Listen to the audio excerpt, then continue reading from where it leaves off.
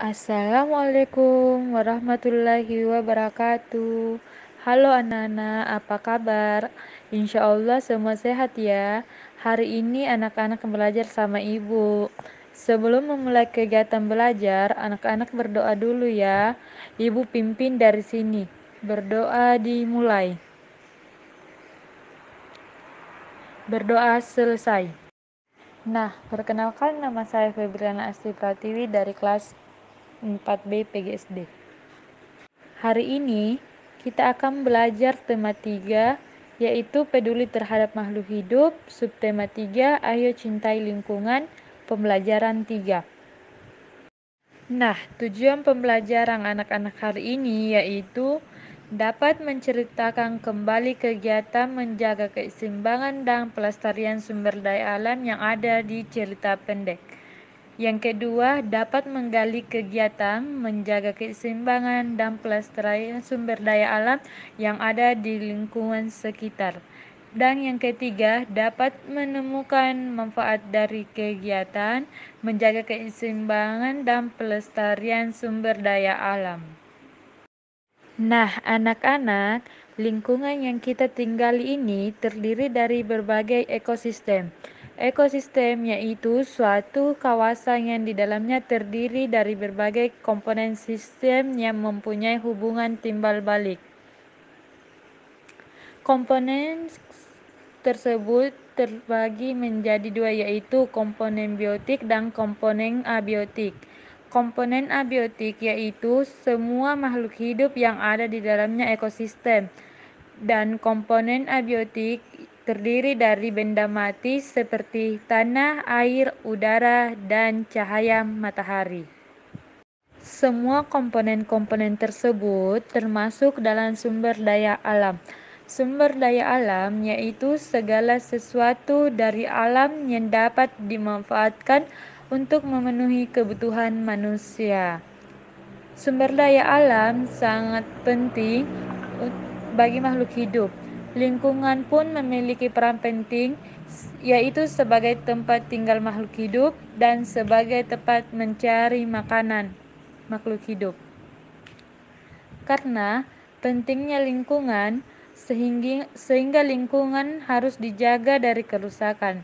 Kerusakan lingkungan dapat disebabkan oleh beberapa faktor. Yang pertama, faktor alam seperti gempa bumi dan letusan gunung berapi.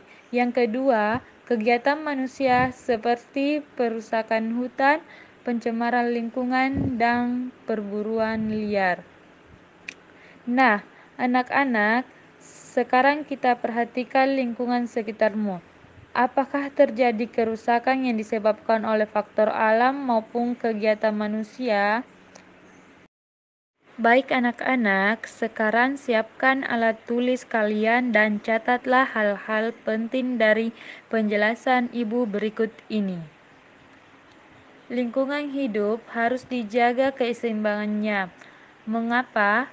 Yang pertama, untuk menjaga pelestarian sumber daya alam yang ada di lingkunganmu. Yang kedua, supaya lingkungan hidup dapat berlanjut selama mungkin. Dan yang ketiga, supaya kekayaan sumber daya alam dapat dinikmati oleh generasi yang akan datang. Nah, anak-anak, berikut adalah kegiatan-kegiatan positif yang dapat kita lakukan dalam kehidupan sehari-hari. A. Upaya menjaga keseimbangan dan pelestarian sumber daya alam di lingkungan rumah. Yang pertama, mengurangi penggunaan bahan kimia pencemar lingkungan. Yang kedua, mengurangi produksi sampah rumah tangga. Yang ketiga, memilah sampah antara sampah organik dan sampah anorganik. Yang keempat, menghemat penggunaan air. Yang kelima, menghemat penggunaan listrik. Yang keenam, menghemat penggunaan kertas. Dan yang terakhir, menghemat penggunaan bahan bakar. B. Upaya menjaga keseimbangan dan pelestarian sumber daya alam di lingkungan masyarakat. Yang pertama, melakukan reboisasi. Yang kedua, menjaga kelestarian hutan. Yang ketiga, melindungi satwa langka. Yang keempat, bijak dalam bercocok tanam. Yang kelima, mengkonsumsi hasil pertanian dan peternakan dalam negeri. Nah, anak-anak, sekarang ayo kita bernyanyi lagu menanam jagung bersama-sama.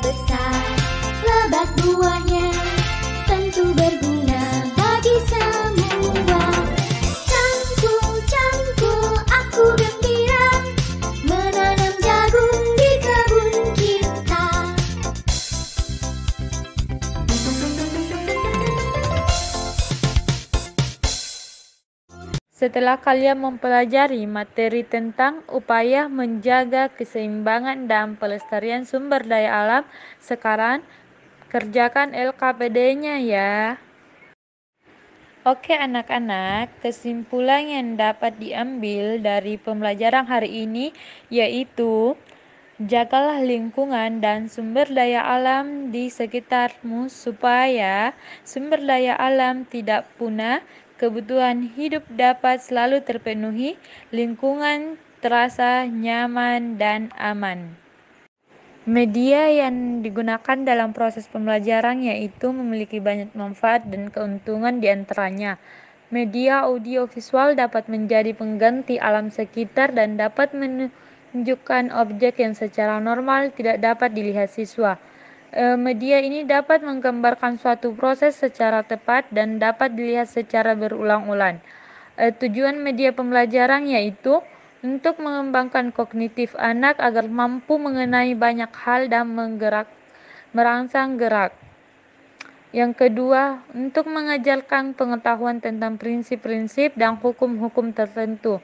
Yang ketiga, untuk menunjukkan contoh dan cara bersikap yang menyangkut interaksi siswa. Dan yang terakhir, untuk menyampaikan materi informasi yang lebih efektif. Cara penggunaan media pembelajaran audiovisual yaitu guru memberikan media. Yang kedua, peserta didik diberikan waktu untuk melihat, mendengar, dan memahami materi pelajaran. Yang ketiga, peserta didik diharapkan mengetahui pelajaran dan bertanya apa yang tidak diketahui. Kelebihan media audiovisual yaitu 1. Bahan pengajaran akan lebih jelas. 2. Mengajar akan lebih bervariasi. 3. Siswa lebih banyak melakukan kegiatan belajar. 4. Pengajaran akan lebih menarik perhatian siswa sehingga dapat menumbuhkan motivasi belajar. Kelemahan yaitu media audio yang lebih banyak menggunakan suara dan bahasa verbal. Yang kedua, penyajian materi melalui media atau dapat menimbulkan verbalisme bagi pendengar. Oke anak-anak, terima kasih atas perhatiannya, semangat selalu meskipun belajarnya di rumah. Mohon maaf bila ada salah kata. Wassalamualaikum warahmatullahi wabarakatuh.